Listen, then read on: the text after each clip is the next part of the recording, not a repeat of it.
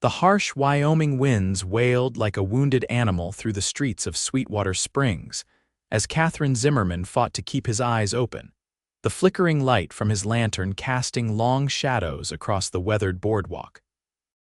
March 1876 had brought an unseasonably brutal cold snap, and as he made his final rounds before heading home, he spotted something unusual on the steps of his small mercantile, a woman, curled into herself, motionless against the biting cold.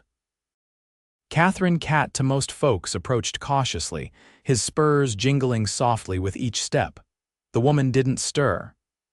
Her threadbare coat offered little protection, and her skin had taken on a frightening bluish tint. She couldn't have been older than 25, with dark hair spilling from beneath a worn bonnet. Without hesitation, he set down his lantern and gently gathered her into his arms. She was alarmingly light and dangerously cold. "Miss, can you hear me?" he asked, but received no response. Concern mounting, Cat fumbled for his keys, unlocked the door to his store, and carried her inside. With his boot, he pushed the door closed against the howling wind, shutting out the bitter cold of the night. In the relative warmth of the mercantile, Cat laid the woman on a small cot he kept in the back room for the occasional late inventory night. Her breathing was shallow but steady. Relief washed over him. She was alive, at least.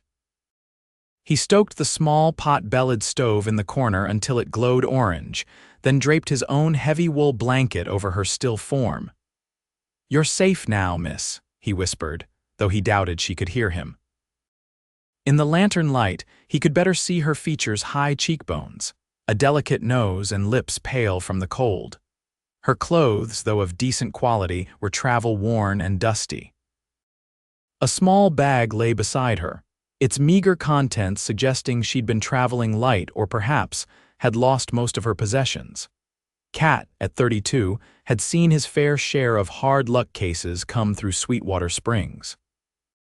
8 years running the mercantile after inheriting it from his uncle had taught him to be cautious but never callous. This woman needed help, and he wasn't about to turn her away. He pulled up a chair and settled in for the night, determined to be there when she woke. Outside, the wind continued its mournful howl, but inside, for the first time in longer than he cared to admit, Cat didn't feel quite so alone. The woman stirred shortly after dawn, her eyes fluttering open with confusion and alarm. They were a striking shade of green that caught Cat by surprise. "Easy now," he said softly, holding up his hands to show he meant no harm. "You're safe." She bolted upright, clutching the blanket to her chest, eyes darting around the unfamiliar surroundings. "Where am I? Who are you?" "Name's Katherine Zimmerman. Folks call me Cat." "This is my mercantile in Sweetwater Springs. Found you half frozen on my doorstep last night." Her expression softened slightly, but wariness remained. "I'm Nora O'Brien," she said, her voice carrying a hint of an Irish lilt. I must have fallen asleep waiting for the stage." "I meant to continue on to Cheyenne." Cat shook his head.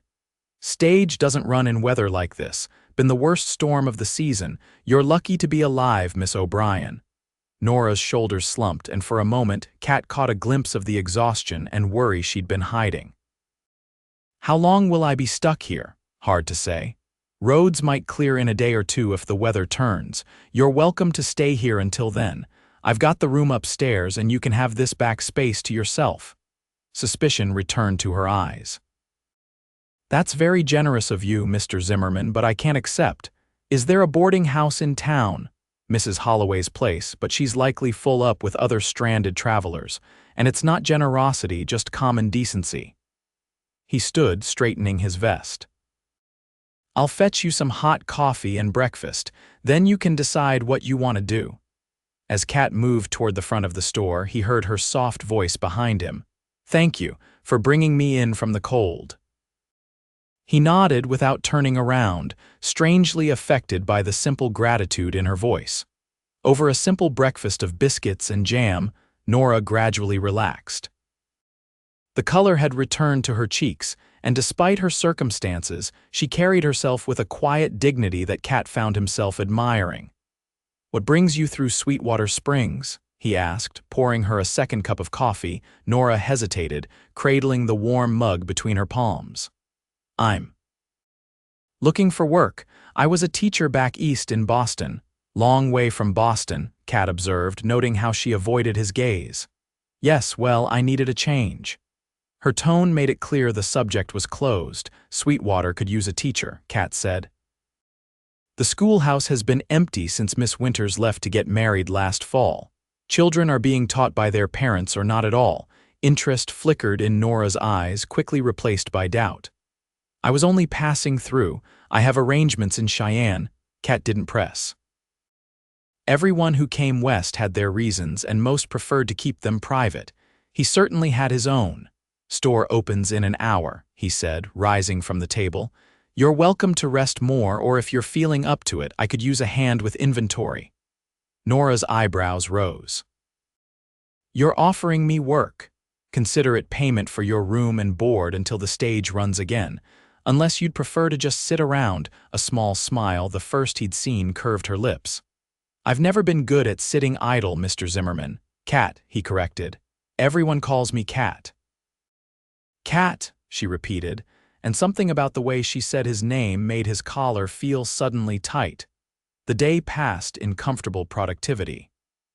Nora proved herself both intelligent and hardworking, quickly learning the organization of the store and helping customers with natural charm. By closing time, Kat found himself hoping the roads would remain impassable for at least another day. That evening, as they shared a simple supper of beef stew, the conversation flowed more easily. Kat found himself telling Nora about growing up in Illinois, his time scouting for the Army during the war, and eventually settling in Wyoming when his uncle's health began to fail. And you never married? Nora asked, then immediately looked embarrassed. Forgive me, that's far too personal. Kat smiled, finding her embarrassment endearing. No need for forgiveness. Truth is, I was engaged once before the war. Elizabeth Bradford, prettiest girl in Springfield, but I came back different and she'd fallen for the town banker while I was away. He shrugged. Worked out for the best. She got the life she wanted and I found my way here. Do you regret it? Coming west, Kat considered this. No, out here a man is judged by what he does, not where he comes from or who his family is. I like that. What about you? Any regrets leaving Boston? Nora's expression clouded. Only that I didn't leave sooner. She stood abruptly, gathering their dishes. It's getting late, and I've imposed enough on your hospitality. You're no imposition, Kat said quietly, but he didn't stop her from retreating to the back room. Later that night, Kat was awakened by the sound of muffled crying. He lay in his bed above the store, listening to Nora's soft sobs filtering up through the floorboards. Something had driven her from Boston, something painful enough to make her flee across the country alone. Part of him wanted to go downstairs and offer comfort, but he knew better. Whatever demons she was fighting, they were hers to face. Instead, he stared at the ceiling, listening until her crying subsided, and made a silent promise to himself that as long as she was under his roof, she would be safe. The next morning, Nora appeared with red-rimmed eyes but a determined smile. If she was embarrassed about her nighttime breakdown, she didn't show it. Instead, she threw herself into helping around the store with renewed vigor, even suggesting improvements to Kat's display arrangements that immediately caught customers' attention. You have quite the eye for business, Kat remarked, watching as Mrs. Peterson purchased 3 spools of ribbon she hadn't originally intended to buy. My father owned a small bookshop, Nora explained. I helped him run it before. She trailed off, that shadow crossing her face again. Before you became a teacher, Kat supplied gently. Yes, she said, but her eyes told a different story. As the day wore on, word spread about the lovely Eastern lady helping at Zimmerman's mercantile. Business was unusually brisk, with several of the town's eligible bachelors suddenly finding urgent need for supplies they could have done without. Kat found himself growing irritated with each new admirer who lingered too long at the counter, especially young Deputy Marshal Peter Collins, who made 3 separate visits and couldn't seem to stop staring at Nora. Popular place today, Nora commented as the door closed behind the deputy's third departure. Peters never needed 3 boxes of ammunition in one day in his life, Kat grumbled, then caught himself. He had no right to feel possessive of Nora. She wasn't his, would never be his. In a day or two, she'd be on the stage to Cheyenne, and that would be that. "Are you jealous, Mr. Zimmerman?" Nora asked, a teasing lilt in her voice that both surprised and delighted him. "Just looking out for my customers' wallets," he replied, but couldn't help the smile that tugged at his lips. That evening, the weather cleared enough for most of the town to gather at the Silver Spur Saloon for the weekly Saturday night dance. On impulse, Kat invited Nora to join him. "I don't have anything suitable to wear," she protested, gesturing at her simple dress. "You look fine," Kat assured her, though fine hardly did justice to how the lamplight caught the copper highlights in her dark hair or how her eyes sparkled when she smiled. "Besides, folks around here don't stand on ceremony much." To his delight, she agreed, and soon they were walking arm in arm down the muddy Main Street toward the warm glow of the saloon. Inside, a fiddler and banjo player were already setting toes tapping, and the room was crowded with townsfolk eager for entertainment after days of being snowbound. "Katherine Zimmerman, you old hermit," boomed Sheriff Wilson, clapping Kat on the shoulder. "Didn't expect to see you out tonight." "And who might this lovely lady be?" Nora O'Brien, Kat introduced. "She's passing through on her way to Cheyenne." "Is that so?" The sheriff's eyes twinkled knowingly.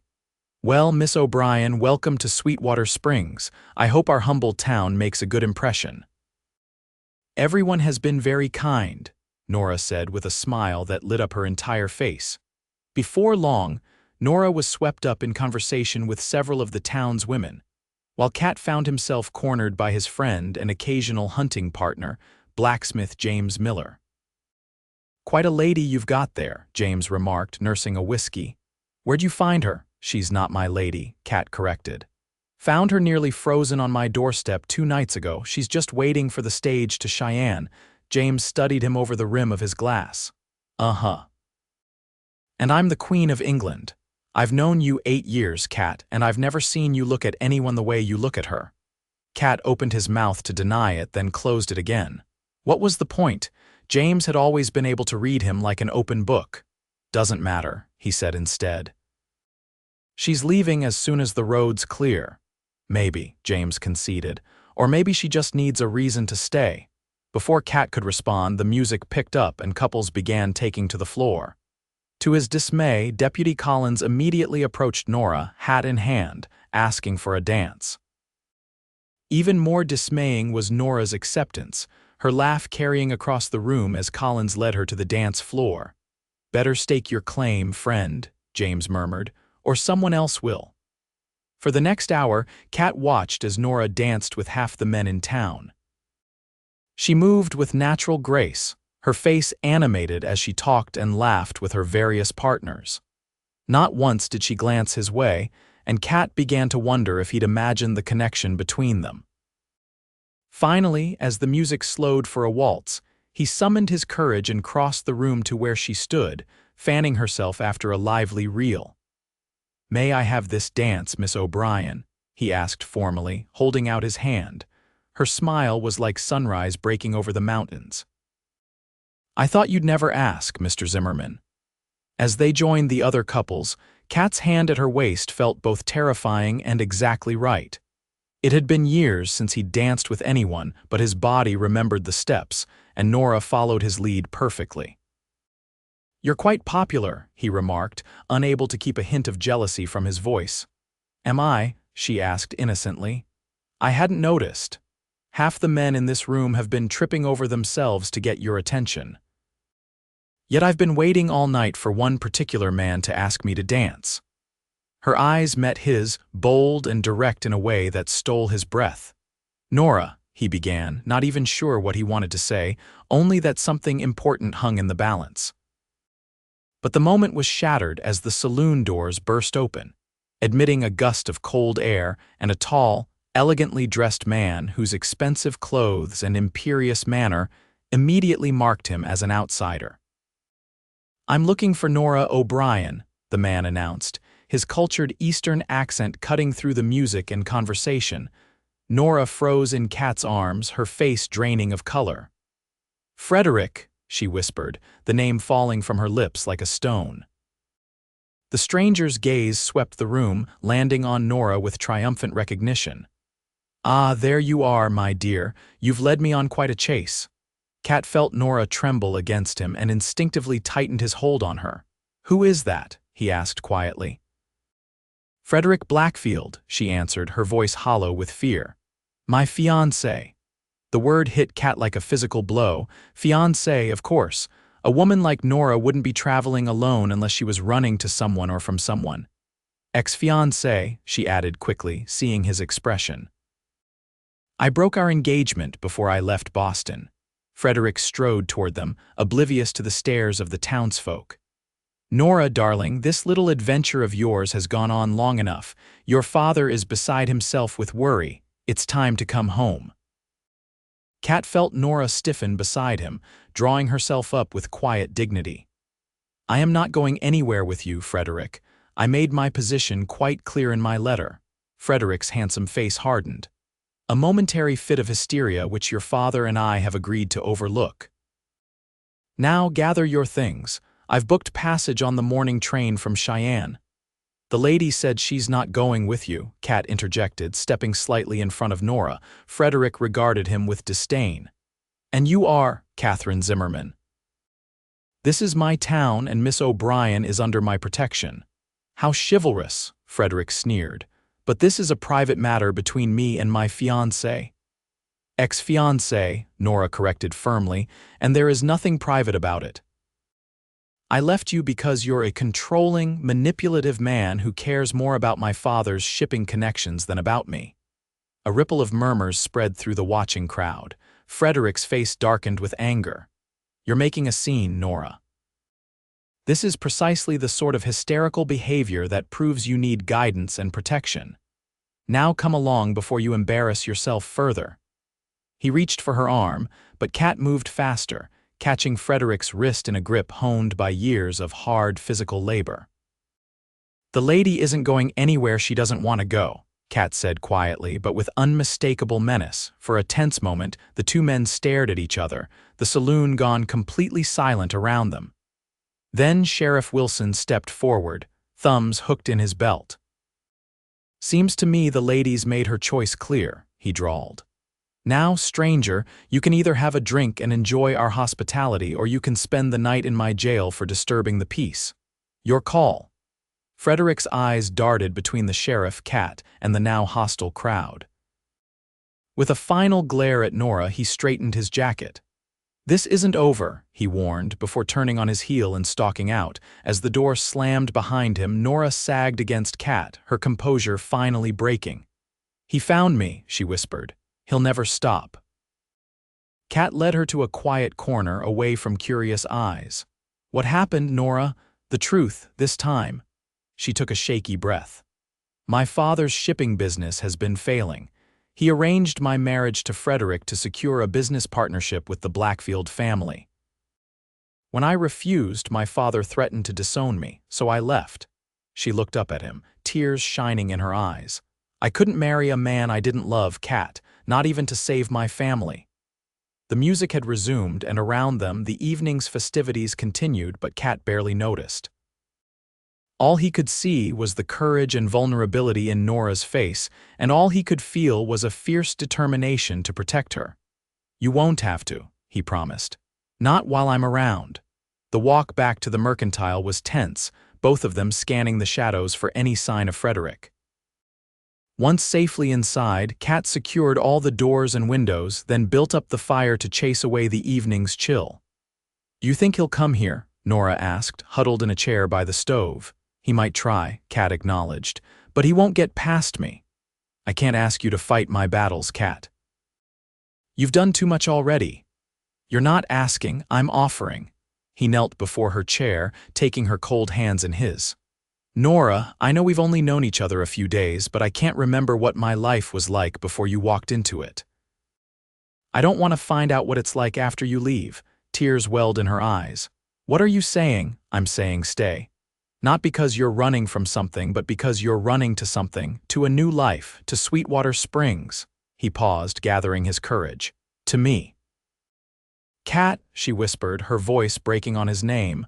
I'm not proposing not yet, he clarified quickly. That would be crazy, but the school needs a teacher and I need you, Nora. Give us a chance to see what this could be. For a long moment, she simply looked at him, tears spilling down her cheeks. Then, with a small sob, she leaned forward and pressed her lips to his. The kiss was brief but perfect, full of promise and possibility. When they pulled apart, Kat felt as though his entire world had shifted on its axis. Is that a yes? He asked, his voice unsteady. Nora smiled through her tears. It's a maybe, a strong maybe. It was enough, more than enough for now. The peace of the moment was shattered by the sound of breaking glass. Kat was on his feet instantly, pushing Nora behind him as Frederick Blackfield climbed through the now broken front window, a revolver in his hand. How touching, Frederick sneered, leveling the gun at Kat. The shopkeeper and the runaway bride. Frederick, don't do this, Nora pleaded. Just go home, tell my father you couldn't find me. And admit failure, I think not. His eyes were wild, his usual polish cracking to reveal the desperate man beneath. You're coming with me, Nora, one way or another. The only place you're going is jail, Kat said calmly, though his heart hammered in his chest. He'd faced down armed men before, during the war and after, but never with so much at stake. Frederick laughed, a brittle sound with no humor in it. You frontier types are all the same, so simple-minded.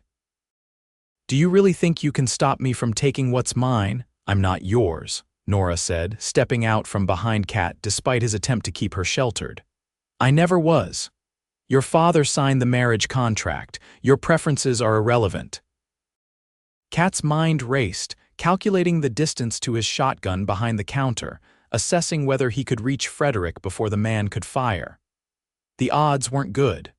Put the gun down, son, came a new voice as Sheriff Wilson appeared in the doorway, his own revolver drawn. This doesn't end well for you. Frederick's hand wavered, desperation clouding his judgment. Stay back, she's coming with me. No, Frederick, Nora said with quiet finality. I'm not. I'm staying right here in Sweetwater Springs. This is where I belong now. Something in her tone, perhaps the absolute certainty in it, seemed to finally penetrate Frederick's obsession. His shoulders slumped, the fight draining out of him. Your father will cut you off completely, he warned, though the threat sounded hollow even to his own ears. Then I'll build a new life, Nora replied, reaching for Kat's hand. A better one. The sheriff stepped forward and carefully took the gun from Frederick's unresisting fingers.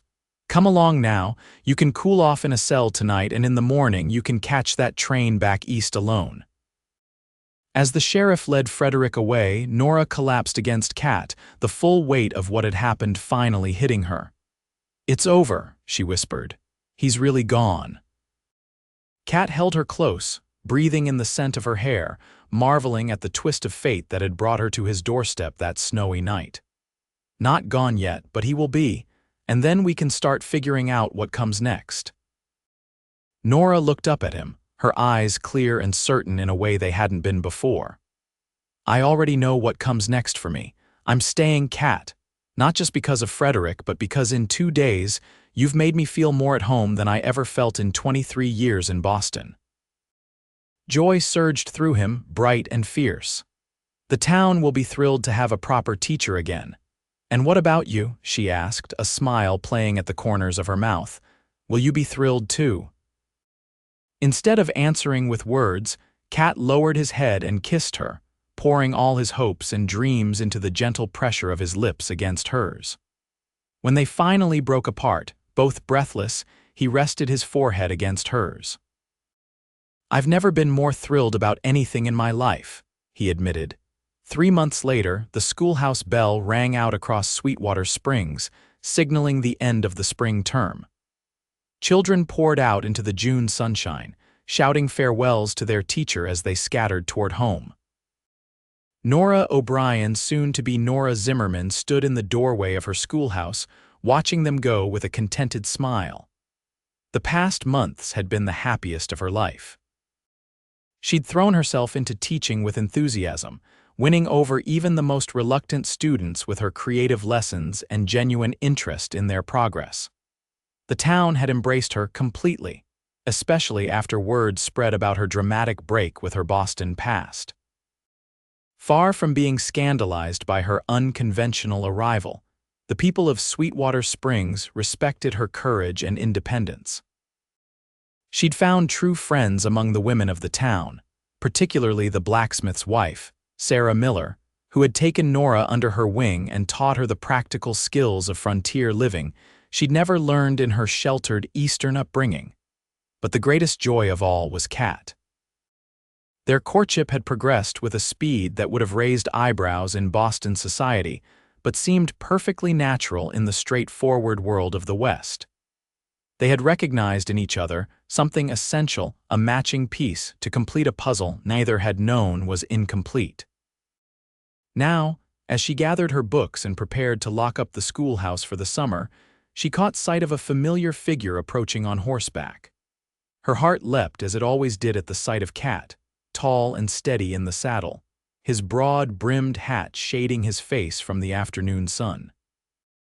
"Miss O'Brien," he called, tipping his hat with exaggerated formality as he dismounted. "Finished molding young minds for the day, for the season," she corrected, laughing as he swept her into his arms for a kiss that made her toes curl in her practical boots. "Mr. Zimmerman, what will people say? They'll say, 'There goes the luckiest man in Wyoming territory,'" he replied, tucking a stray strand of hair behind her ear. "Ready for our picnic." It had become their Friday tradition, a ride out to the overlook above the valley, where they would spread a blanket and share a simple meal while watching the sunset paint the distant mountains in gold and crimson. "Always," she said, locking the schoolhouse door and taking his offered hand to mount the second horse he'd brought, a gentle mare he'd purchased for her last month. As they rode side by side through town, nodding to familiar faces, Nora marveled at how quickly Sweetwater Springs had become home. The mercantile was thriving, with Kat teaching her the business bit by bit.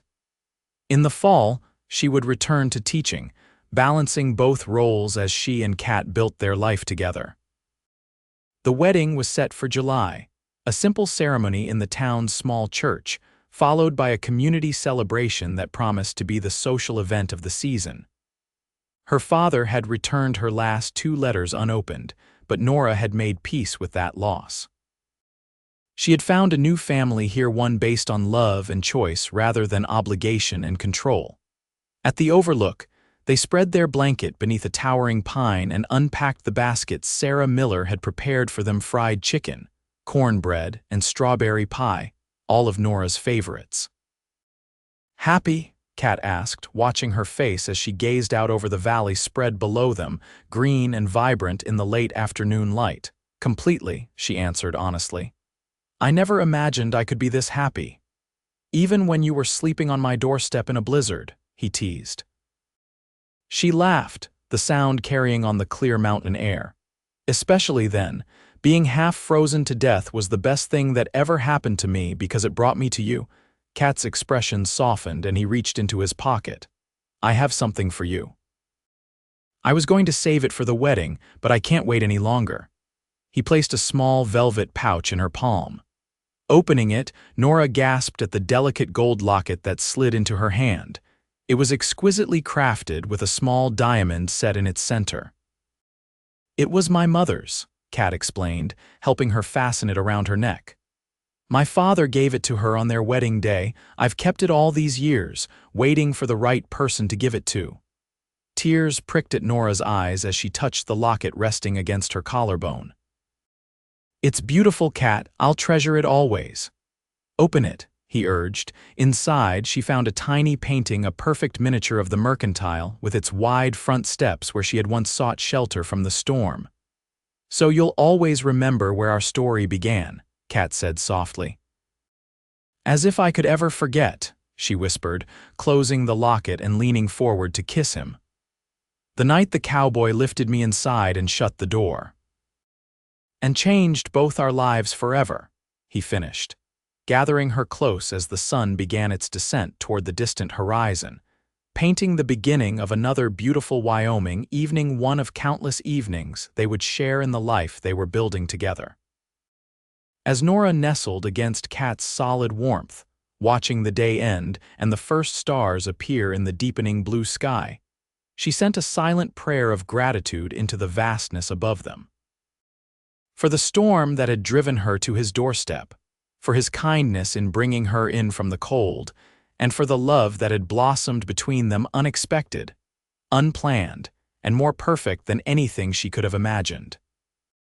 In the growing dusk, with the man she loved beside her and their future stretching out before them like the vast Wyoming sky, Nora O'Brien finally knew what it meant to be truly, completely home.